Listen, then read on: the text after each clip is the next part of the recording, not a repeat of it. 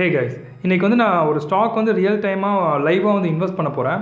So இந்த video எதுக்காகன்னு பார்த்தீங்கன்னா, நாமளாக வந்து ஒரு ஸ்டாக் வந்து இன்வெஸ்ட் பண்ணுறதுக்கு முன்னாடி எந்த மாதிரி நம்ம வந்து ரிசர்ச் பண்ணணும், எதனால அந்த ஸ்டாக்ல இன்வெஸ்ட் பண்ணணும் அப்படிங்கிற ஒரு ரீசன் நம்மள்ட்ட இருக்கணும். அந்த மாதிரி ஒரு ரீசனோட ஷேர் மார்க்கெட் இன்வெஸ்ட் பண்ணால் நம்ம வந்து அதிகமான ரிட்டர்ன்ஸ், ஒரு கரெக்டான ரிட்டர்ன்ஸ் எடுக்க முடியும். நீங்கள் ப்ராப்பராக ரிசர்ச் பண்ணிட்டு இன்வெஸ்ட் பண்ணீங்க அப்படின்னா தான் உங்களுக்கு வந்து லாஸ் ஆகாமல் வெளில வர முடியும். ஸோ இந்த வீடியோவில் வந்துட்டு நான் எதுக்காக இந்த ஸ்டாக்ல இன்வெஸ்ட் பண்ணுறேன், அண்ட் எவ்வளோ இன்வெஸ்ட் பண்ணுறேன், எவ்வளோ ப்ராஃபிட் வந்து எனக்கு ஓகே, என்னுடைய ஸ்டாப் லாஸ் எவ்வளோ இருக்குது, அண்ட் இந்த ஸ்பெசிஃபிக் ஸ்டாக்கோட டேட்டா அப்படிங்கிற நிறைய விஷயம் இந்த வீடியோ பார்க்க போகிறோம். ஸோ நீங்கள் வந்து பிகினராக வந்து இன்வெஸ்ட்மெண்ட் ஸ்டார்ட் பண்ணுறீங்க அப்படின்னா இந்த வீடியோ உங்களுக்கு ரொம்ப ஹெல்ப்ஃபுல்லாக இருக்கும். இன்கேஸ் நீங்கள் வந்து ஆல்ரெடி ஷேர் மார்க்கெட்டில் ட்ரேட் பண்ணிட்டீங்க, நீங்கள் இப்போ இன்வெஸ்ட் பண்ண ஸ்டார்ட் பண்ண போறீங்க அப்படின்னா இந்த வீடியோலேருந்து உங்களுக்கு கொஞ்சம் ஐடியா அப்படிங்கிறது கிடைக்கும். நீங்கள் இந்த ஸ்டாக் வந்து உங்கள் போர்ட்ஃபோலியோவில் ஆட் பண்ணலாமா இல்லையா அப்படிங்கிறது உங்களுடைய ஒரு ஓன் டிசிஷன் தான். நான் வந்து இந்த ஸ்டாக்கை பற்றின என்னுடைய ஐடியாஸ், நான் எதுக்காக இன்வெஸ்ட் பண்ணுறேன் அப்படிங்கிற விஷயத்தில் வந்து இந்த வீடியோ ஷேர் பண்ண போகிறேன். ஸோ நீங்கள் இன்வெஸ்ட் பண்ணுறது மாதிரி ப்ராப்பராக ரிசர்ச் பண்ணிட்டு அதுக்கு இன்வெஸ்ட் பண்ணுங்கள்.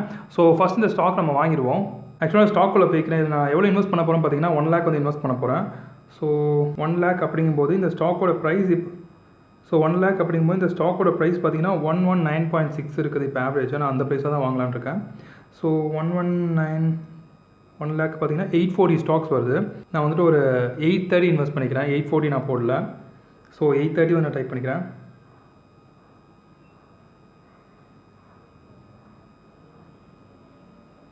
Okay fine. ஸோ நான் இப்போ வந்து பை பண்ணிடுறேன்.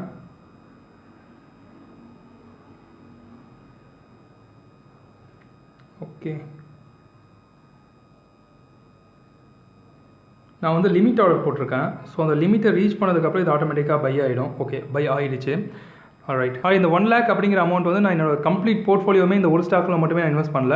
ஒரு part of portfolio, part of investment தான் இந்த ஸ்டாக்கில் இன்வெஸ்ட் பண்ணியிருக்கேன். ஸோ அதனால் நீங்கள் எப்பவுமே இன்வெஸ்ட் பண்ணுறது மாதிரி சிங்கிள் ஸ்டாக்லேயே உங்கள் மொத்த அமௌண்ட்டுமே போடாமல் ஒரு டைவர்சிஃபை பண்ணி இன்வெஸ்ட் பண்ணுறது பாருங்கள். அட் த சேம் டைம் ரொம்ப அதிகமான ஸ்டாக்கில் டைவர்சிஃபை பண்ணாதீங்க. ரொம்ப அதிகமாக டைவர்சிஃபை பண்ணீங்க அப்படின்னா அந்த ஸ்டாக்ஸில் என்ன நடக்குது அப்படின்னு நீங்கள் ட்ராக் பண்ணுறது அப்படிங்கிறது ரொம்ப கஷ்டமாக இருக்கும். ஓகே, இந்த ஸ்டாக் நான் எதுக்காக வாங்கினேன், எனக்கு எவ்வளோ ப்ராஃபிட் கிடைக்கும், இன்கேஸ் லாஸ் ஆனிச்சுன்னா அதை எப்படி நான் ஹேண்டில் பண்ணுறது அப்படிங்கிற நிறைய விஷயத்தை இந்த வீடியோ நம்ம பேசுவோம். So let's get into the video. This is abin. Welcome to my channel. நீங்கள் இப்போ Tier 2 Tier காலேஜ் வந்து படிச்சுட்டு இருந்தீங்க அப்படின்னா உங்களுக்கு வந்து ஸ்விக்கி, அமேசான் இதுமாதிரி பெரிய கம்பெனியில் பிளேஸ்மெண்ட் வரது அப்படிங்கிறது கொஞ்சம் கஷ்டமாக இருக்கும். பட் நீங்கள் அந்த மாதிரி கம்பெனிஸில் பிளேஸ்மெண்ட் எடுக்கணும் அப்படின்னா நீங்கள் வந்து ரீலெவல் கண்டிப்பாக ட்ரை பண்ணி பார்க்கலாம். ரீலெவலில் நீங்கள் டெஸ்ட் எழுது மூலமாக உங்கள் டாப் டெக் கம்பெனியில் இன்டர்வியூ வந்து ஸ்கெடியூல் ஆகும். அண்ட் அது மட்டும் இல்லாமல் ரீலெவலில் டெஸ்ட் எழுதி நல்லா ஸ்கோர் பண்ணி அப்படின்னா உங்களுக்கு MacBook, iPhone 13 இந்த மாதிரி சில கிஃப்ட்ஸும் கிடைக்கும். அண்ட் இதே மாதிரியே பிரதம் அப்படிங்கிறவங்க வந்துட்டு ஒரு சின்ன காலேஜில் படிச்சுட்டு ஒரு நல்ல கம்பெனியில் ஜாப் அப்படிங்கிறது எடுத்திருக்காங்க ரீலெவல் மூலமாக. இவங்களுக்கு என்னதான் கோடிங் நாலேஜ் இருந்தாலுமே உங்களுக்கு வந்து பிளேஸ்மெண்ட் வராதனால ஒரு நல்ல கம்பெனியில் ஜாப் எடுக்குது அப்படிங்கிறது கஷ்டமாக இருந்துச்சு. பட் ரீலெவலில் ட்ரை பண்ணி அவங்க டெஸ்ட்டை கிளியர் பண்ணதுக்கப்புறம் இவங்க வந்து ஒரு நல்ல கம்பெனியில் ஜாப் எடுத்துட்டாங்க.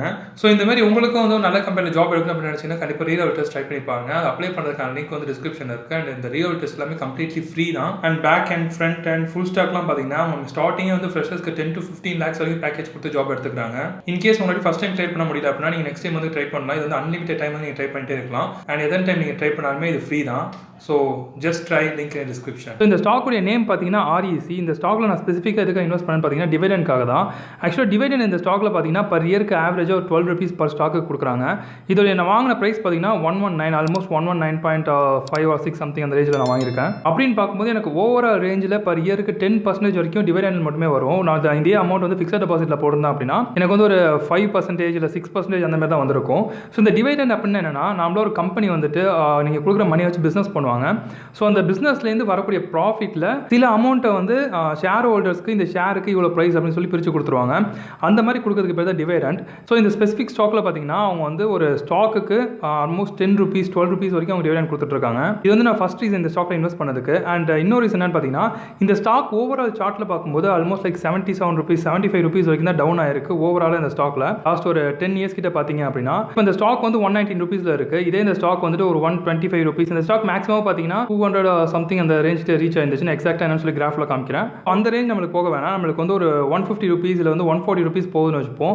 அப்படின்னு பார்த்தா கூட நம்மளுக்கு ஆல்மோஸ்ட் ஒரு 30 rupees ப்ராஃபிட் அப்படிங்கிற மாதிரி வரும். 30 rupees ப்ராஃபிட் அப்படின்னா ஒரு 25 to 30% அந்த மாதிரி நம்ம ப்ராஃபிட் இருக்கும். அந்த ஒரு ரேஞ்ச் வந்துட்டு ஒரு 6 months இல்லை வந்து 1 yearல ரீச் ஆனது அப்படின்னா அந்த இடத்துல 50% ஆஃப் என்னோட ஸ்டாக்ஸ் வந்து நான் செல் பண்ணுவேன். ஏன்னா மேக்ஸிமம் டார்கெட் இந்த ஸ்டாக்ல பார்த்தீங்கன்னா எனக்கு வந்து இந்த இன்வெஸ்ட்மெண்ட்லேருந்து 10% பர் இயர் வந்தால் போதும்.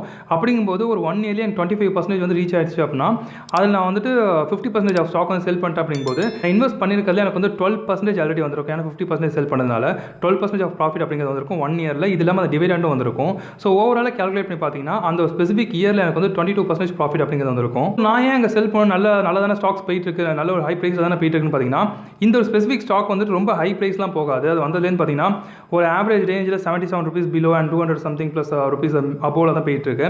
ஸோ இந்த ஒரு ரேஞ்சில் வந்து ஸ்விங் ஆகிட்டு இருக்கு. அந்த ஒரு ரீசனால இது 25% ப்ராஃபிட் ரீச் ஆனிச்சு அப்படின்னா அந்த இடத்துல நான் செல் பண்ணுவேன். அதுக்கப்புறம் ஒரு 1 இயர் இல்லை ஒரு 2 இயர்ஸ்க்கு அப்புறம் திருப்பி அந்த ஸ்டாக் வந்து கீழே வரும். அப்போ நான் திருப்பி அந்த அமௌண்ட் நான் பை பண்ணிப்பேன். அது வரைக்கும் அந்த அமௌண்ட் நான் ஃபிக்ஸ்ட் டெபாசிட்டில் போட்டு வச்சிருந்தாலுமே எனக்கு ஓவராலாக பார்க்கும்போது எனக்கு அதிகமான ப்ராஃபிட் தான் வந்திருக்கும். இதில் பார்த்தீங்கன்னா டிவிடெண்ட் அப்படிங்கிறது ஒரு கான்ஸ்டன்டான ரிட்டர்ன் தான். அது நமக்கு அக்கௌண்ட்டில் கிரெடிட் ஆகிடும். பட் இந்த ஸ்டாக்ல இருக்கக்கூடிய ப்ரைஸ் சேஞ்சில் அந்த ப்ராஃபிட் பார்த்தீங்கன்னா திருப்பி இறங்குனுச்சு அப்படின்னா அது நம்மளுக்கு லாஸ் ஆக ஆரம்பிச்சிடும். அந்த 25% ப்ராஃபிட்டில் இருக்கும்போதே நான் வந்து ஒரு 50% வந்து செல் பண்ணுவேன். 50% ஆஃப் போர்ட்ஃபோலியோ வந்து செல் பண்ணுவேன். அப்படி நான் செல் பண்ணேன்னா எனக்கு கான்ஸ்டன்ட்டாக வந்து 12,500 எக்ஸாக்டாக 12,000 கிட்டே எனக்கு அக்கௌண்ட்டில் கிரெடிட் ஆகிடும். ஸோ அந்த 12,000 ப்ராஃபிட் ப்ளஸ் லாஸ்ட் இயர் வாங்க டிவிடெண்ட், ஸோ 22,000 வந்து அந்த 1 இயரில் எனக்கு ப்ராஃபிட்டாக வந்திருக்கும். இந்த அளவுக்கு ரிட்டர்ன்ஸ் வந்து நார்மலாக பண்ணக்கூடிய இன்வெஸ்ட்மெண்ட்டில் கிடைக்கிறதுங்கிறது ரொம்ப கஷ்டமான விஷயம் தான். இது வந்து ஸ்டாக் மேலே ஏறுனுச்சு அப்படின்னா, இன்கேஸ் அந்த ஸ்டாக் கீழே இறங்குனுச்சுன்னா எப்படி ப்ராஃபிட் அப்படின்னு கேட்டிங்கன்னா, ஆக்சுவலாக இப்போ இருக்கிற ரேஞ்சில் எனக்கு வந்து 10% வந்து ரிட்டர்ன்ஸ் அப்படிங்கிறது கிடச்சிட்டு இருக்குது. இப்போ அந்த ஸ்டாக் வந்து 70 rupees இல்லை 75 rupeesக்கு போயிடுச்சு அப்படிங்கும்போது அப்பயும் பர் ஸ்டாக் வந்து அவங்க 12 rupees தான் வந்து டிவிடெண்டாக கொடுப்பாங்க. இன்கேஸ் அந்த கம்பெனி வந்துட்டு ப்ராஃபிட் வந்து கான்ஸ்டன்ட்டாக பண்ணிட்டு இருந்துச்சு அப்படின்னா, நான் டேட்டாவை பார்த்த வரைக்கும் இந்த கம்பெனி வந்து ஓரளவுக்கு கான்ஸ்டன்ட்டாக தான் ப்ராஃபிட் அப்படிங்கிறத பண்ணிட்டு இருக்கு. ஸோ இந்த டிவிடெண்ட் ஈல்டு அப்படிங்கிறது இப்போ இருக்க ரேஞ்சோட கொஞ்சம் கம்மியாகுது அப்படிங்கிறது கொஞ்சம் பாசிபிலிட்டி கம்மி தான். ஸோ இப்போ வந்துட்டு இந்த ஸ்டாக் வந்து 75 rupees போயிடுச்சு அப்படின்னா அந்த இடத்துல நான் வந்து அதிகமான அமௌண்ட் வந்து இன்வெஸ்ட் பண்ணுவேன். லைக் அடிஷனலாக ஒரு 50,000 இல்லை 1 lakh வந்து இன்வெஸ்ட் பண்ணுவேன்.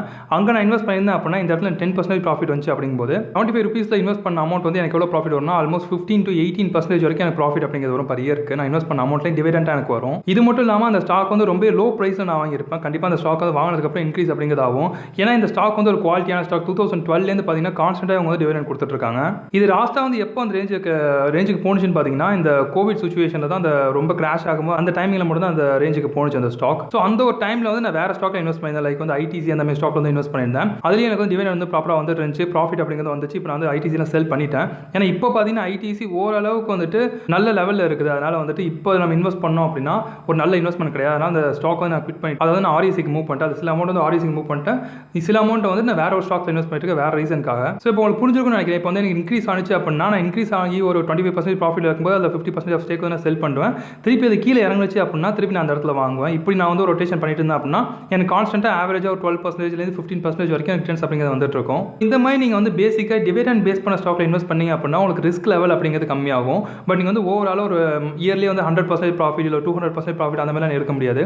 அதுக்கு நீங்கள் அதிகமாக ரிஸ்க் வச்சு ஒரு நல்ல ஸ்டாக் வந்து ரிசர்ச் பண்ணி அதுக்கப்புறமா நீங்கள் இன்வெஸ்ட் பண்ணணும். பட் இந்த மாதிரி ஸ்டாக்ஸ்லாம் பார்த்தீங்கன்னா உங்களுக்கு ரிஸ்க் லெவலுங்கிறது கம்மியாக இருக்கும். பட் வந்து ப்ராஃபிட்லாம் பார்த்தீங்கன்னா நார்மல் எஃப்டி இல்லை ஒரு பேசிக் லெவல் ஆஃப் பாண்ட்ஸ்லாம் விட இந்த ப்ராஃபிட்ங்கிறது கொஞ்சம் அதிகமாக இருக்கும். ஒன்ஸ் அகைன் இந்த ஸ்டாக் நான் வாங்கிட்டேன் அப்படிங்கிறனால நீங்கள் எல்லாமே வாங்குங்க அப்படின்னு நான் சொல்ல. நான் ரிசர்ச் பண்ணும்போது சில விஷயங்கள் வந்து நான் மேபி மிஸ் பண்ணியிருக்கலாம். அப்படி நான் மிஸ் பண்ணியிருந்தேன் அப்படின்னா உங்களுக்கு இந்த ஸ்டாக் வந்து பேடாக தோணுச்சு அப்படின்னா கீழே நீங்கள் கமெண்ட் பண்ணுங்கள். Comment box is always open for you. So ஃபைனலாக இந்த ஸ்டாக்ல இன்வெஸ்ட் பண்ண என்னோட ஐடியா என்ன அப்படிங்கிறது உங்களுக்கு தெரிஞ்சிருக்கும். ஆவரேஜாக இந்த ஸ்டாக்லேருந்து எனக்கு வந்து 12% 50% வந்து ரிட்டர்ன்ஸ் வருது அப்படின்னா that's more then enough for me. So இந்த ஸ்டாக்ல வந்து ரிஸ்கே இல்லையா ப்ரோ அப்படின்னு கேட்டிங்கன்னா அந்த மாதிரி இல்லை. நம்ம வந்து ப்ராப்பராக இந்த ஒரு பேலன்ஸ் ஷீட் அதுக்கப்புறம் வந்துட்டு இயர்லி ரிட்டர்ன்ஸ் வந்து நம்ம கண்டிப்பாக பார்க்கணும். இயர்லி ரிட்டர்ன்ஸ் வந்து கம்மியாகுது, ரொம்ப கம்மியான டிஃபரன்ஸ் இருந்துச்சு அப்படின்னா அது ப்ராப்ளம் இல்லை. பட் நிறைய டிஃபரன்ஸ் வருது அப்படின்னா கண்டிப்பாக அவங்க டிவிடெண்ட் வந்து கம்மி பண்ணுவாங்க. ஸோ அந்த இடத்துல நம்மளுக்கு லாஸ் அப்படிங்கிறது கிரியேட் ஆக ஆரம்பிக்கும். டிவிடெண்ட் கான்ஸ்டன்ட்டாக கொடுத்துருந்தாங்க அப்படின்னா அது ப்ராப்ளமே இல்லை. இதேமாதிரி இன்னொரு ஸ்டாக் இருக்குது பிஎஃப்சி அப்படின்னு சொல்லிட்டு. அந்த ஸ்டாக்ல சம்வாட் லைக் 2014 or 15 அந்த ஒரு இயரில் மட்டுமே அந்த அளவுக்கு டிவிடெண்ட் அப்படிங்கிறத அவங்க கொடுக்கல. இன்வெஸ்டர்ஸ்லாம் என்ன எக்ஸ்பெக்ட் பண்ணாங்கன்னு பார்த்தீங்கன்னா ஆல்மோஸ்ட் லைக் ஒரு ஸ்டாக்குக்கு ஒரு 10 rupees வரும் இல்லை ஒரு 9 rupees வரும், அட்லீஸ்ட் ஒரு 7 rupees வரும் அப்படின்னு சொல்லி எக்ஸ்பெக்ட் பண்ணாங்க. பட் அவங்க கொடுத்தது பார்த்தீங்கன்னா 1.8 rupees மட்டும் தான் கொடுத்தாங்க. அவங்க எக்ஸ்பெக்ட் பண்ணதோட ரொம்ப கம்மியான ரிட்டர்ன்ஸ் தான் இந்த ஸ்டாக்ல கொடுத்துருந்துச்சு. அதனால பார்த்தீங்கன்னா அந்த ஸ்டாக்கை எல்லாருமே சேல் பண்ண ஆரம்பிச்சிட்டாங்க. ஆல்மோஸ்ட் அந்த ஸ்டாக் இருந்த ரேஞ்சிலேருந்து ஒரு 10% 20% வரைக்கும் கீழே இறங்கிருக்கும்னு நினைக்கிறேன். பட் சில பேர் என்ன பண்ணாங்கன்னு பார்த்தீங்கன்னா அந்த கீழே இறங்கினதுக்கப்புறம் அந்த ஸ்டாக் வந்து வாங்கினாங்க. அது நெக்ஸ்ட் இயரில் பார்த்தீங்கன்னா முன்னாடி கொடுத்துருந்த ரிட்டர்ன்ஸே அவங்க டிவிடெண்டாக கொடுத்துருந்தாங்க. ஸோ அந்த லோ ப்ரைஸில் வாங்கின நிறைய பேருக்கு வந்து அதிகமான ரிட்டர்ன்ஸ் அப்படிங்கிற டிவிடெண்ட்லேருந்து வந்துட்டு இருந்துச்சு. ஸோ இதுலேயும் சொல்ல ஒரு விஷயம் என்னன்னா இந்த ஸ்டாக்ல எவ்ரி குவார்டர் இல்லைனா அட்லீஸ்ட் எவ்ரி இயராவது நீங்கள் வந்துட்டு அந்த ரிட்டர்ன்ஸ் எவ்வளோ இருக்குது அப்படிங்கிற ஷீட்டை நீங்கள் ப்ராப்பராக வந்து ரிசர்ச் பண்ணி பார்க்கணும். இந்த ஸ்டாக் வந்து ஆல்ரெடி 6 rupees வந்து இந்த இயருக்கு இந்த லாஸ்ட் குவார்டர் ஐ மீன் பிப்ரவரியில் கொடுத்துருக்காங்கன்னு நினைக்கிறேன். அப்போ டிவிடெண்ட் அப்படிங்கிறத கொடுத்துட்டாங்க. இன்னொரு டிவிடெண்ட் இல்லை இன்னும் 2 டிவிடெண்ட் வந்து அவங்க கொடுப்பாங்க. So that's it. இப்போ வந்து உங்களுக்கு இன்வெஸ்ட்மெண்ட் பார்த்தீங்கன்னா ஒரு பேசிக்கான ஐடியா அப்படிங்கிறது கிடச்சிருக்கும். எப்படி நம்ம சேஃபாக இன்வெஸ்ட் பண்ணணும் அப்படிங்கிற ஐடியா உங்களுக்கு கிடச்சிருக்கும். இது இல்லாமல் வேல்யூ இன்வெஸ்ட்மெண்ட் அப்படின்னு சொல்லி தனியாக ஒரு இன்வெஸ்ட்மெண்ட் இருக்குது. அதை பற்றி உங்களுக்கு வீடியோ வேணும் அப்படின்னா இந்த வீடியோ லைக் பண்ணுங்கள். அட்லீஸ்ட் இந்த வீடியோ வந்துட்டு 1K லைக்ஸ் மேலே போணுச்சு அப்படின்னா இதை பற்றி நம்ம நிறையா பேசுவோம். இது மட்டும் இல்லாமல் அதர் இன்வெஸ்ட்மெண்ட் ஐடியாஸ் பற்றி உங்களுக்கு ஏதாவது வேணும், இல்லை வந்து வேறு ஏதாவது டைப் ஆஃப் இன்வெஸ்ட்மெண்ட் பற்றி உங்களுக்கு தெரியணும் அப்படின்னா அது கீழே கமெண்ட் பண்ணுங்கள். அண்ட் இந்த ஒரு இன்வெஸ்ட்மெண்ட்டில் உங்களுக்கு ஏதாவது டவுட் இருந்துச்சு அப்படின்னா கீழே கமெண்ட் பண்ணுங்கள். So hope you like this video. இந்த மாதிரி வீடியோஸ் நிறையா உங்களுக்கு வேணும் அப்படின்னா சேனலை மறக்காம சப்ஸ்கிரைப் பண்ணிக்கோங்க. ஸோ தேங்க்ஸ் ஃபார் வாட்சிங் this video. See you next video.